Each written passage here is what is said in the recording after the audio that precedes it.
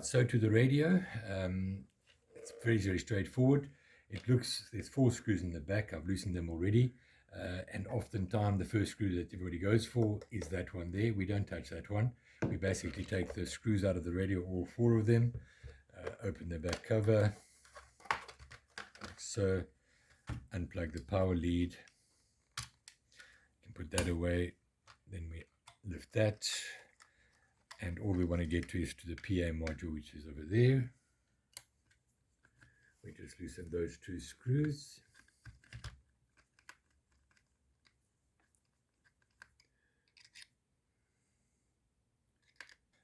Okay, so we remove those two screws that held the PA down, and then we remove. Well, it doesn't really matter at this very moment in time.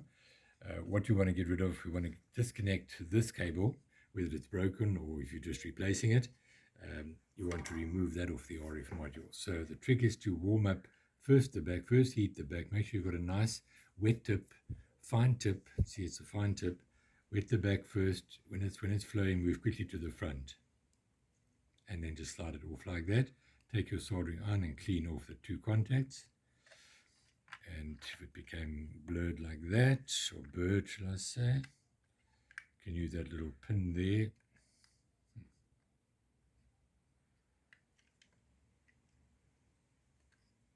I don't know why it doesn't want to. We can use this side pin like that, and then you can just take a fresh tip, just clean it off like that. Just make sure you've got nice, good silver solder on both of those two contacts.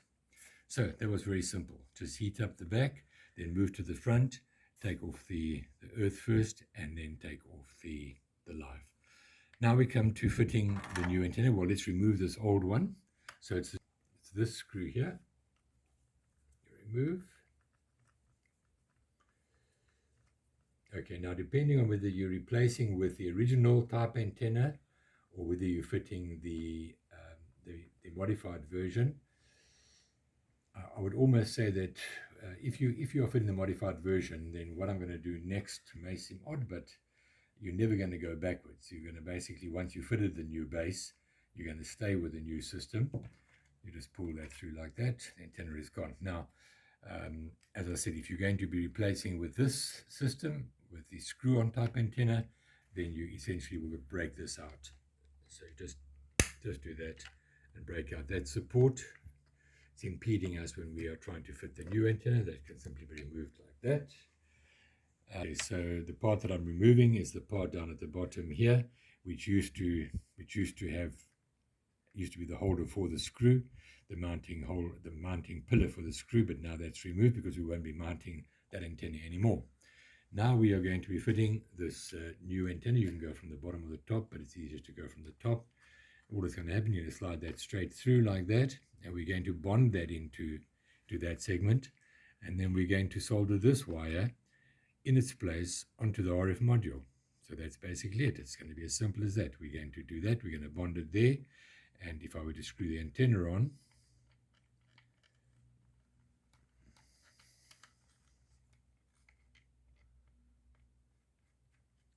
basically it's going to look like that. The base is going to stay there so that you can unscrew the antenna and you can screw it back on, and that's as simple as that. All right, but for now, we just basically want to get the wire on, so we can take that out. And now we are working purely on the soldering. This seems to be the big issue, is getting the RF cable soldered. It's not too complicated. What's required is that you have to solder the back first and then solder the front. So make sure that you've got solder on there, solder on there, solder on the earth. Don't let your soldering iron destroy the insulation. You basically take your solder one more time and just touch your tip. There we go.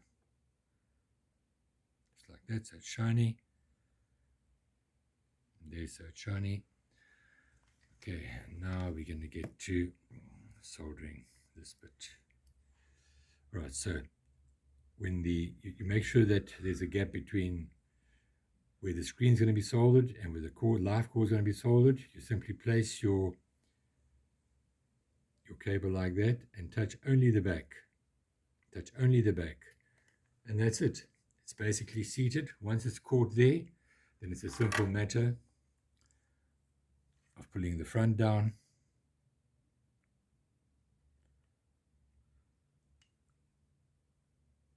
to its position.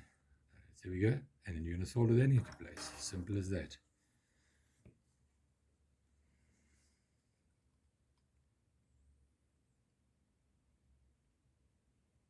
That's it. Perfect joint. Now it needs to be that neat, that small, and perfectly insulated at 2.4 gigahertz, 2.4 thousand million cycles per second. If you have any greater gap than that, it will actually bleed. So what is supposed to leave the transmitter won't leave via the air, it will leave here. It will transmit, it will radiate in your hands and not leave via the antenna. So that's the hardest part of this job, is simply putting that cable on there. Once it is done, it is very straightforward. You bring that through, bring it up through the center, remount this back on its pillar, which I will do, and then I will come back and bond that.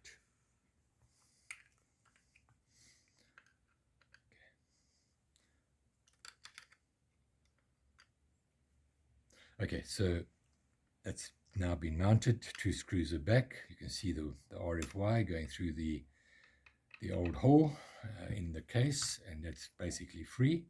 Now, included in the kit will be this washer. It's basically just to enable you to mount this correctly. You discard it later. You just screw the antenna onto the base. Okay, and you use that just as a support, so that when you push in, you never get your hands full of glue. You can push it all the way down to there, and then you can and then later you'll remove that washer. So you don't put the glue on the washer; you put it below, and it's the glue that you're using is a thick super glue.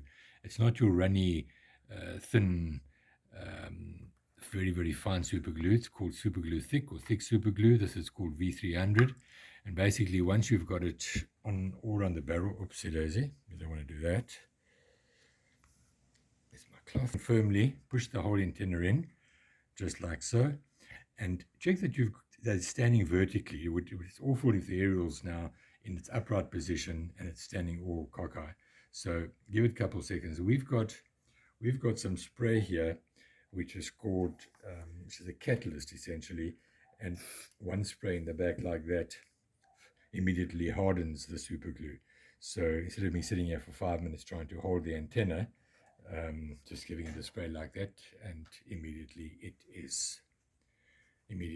will set. And that's it. Now I can unscrew.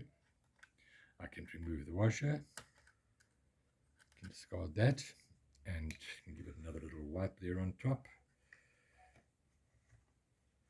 Unfortunately, that got a little messy. It went on my hands a little bit. So just one of those things. But yeah, you don't really want it to go where you don't want it to go. So be a little careful. I think trying to do it on camera and making sure you can see my actions is where the problem is. But that is now how your remote will look with the base mounted in the top. I think I overdid it with the glue a little bit.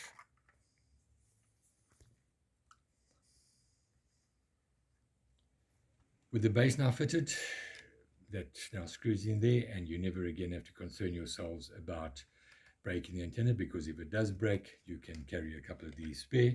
They're pretty cheap online, I've seen. Yeah, you'll probably never break another one once you've done this, but anyway, that is the job.